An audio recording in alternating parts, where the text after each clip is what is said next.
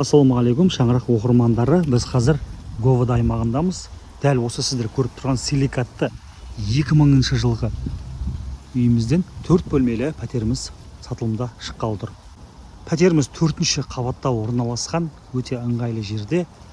Аймағы тыныш, парковка барлығы ыңғайлы етіп жасалған. Енді пәтердің ішкі барысымен танысайық. Кіреберіс, яғни подъезд тап-таза, әдемі.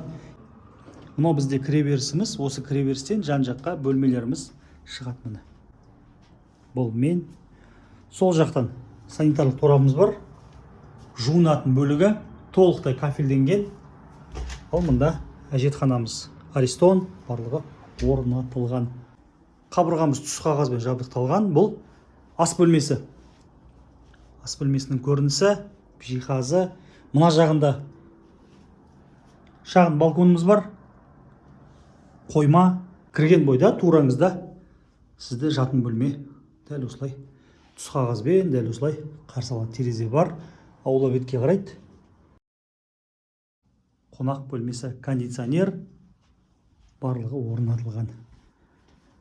Қонақ бөлмесінің төр жағында дәл осындай тағы бір, орысша айтқанда кладовка дейміз. Қойма бөлмесі, және екі жағына қарай екі жатын бөлме тарайды. Бір жатын бөлме, мына жағында екінші жатын бөлме. Сонда мына жақта балкон бар екен, көрдіңіздер. Сонда жалпы 3 жатын бөлме. Жалпы ауданы 75 шаршы метрдің шамасын құрайды. 3 жатын бөлме, бір қонақ бөлмемен 4 бөлмелі пәтеріміз.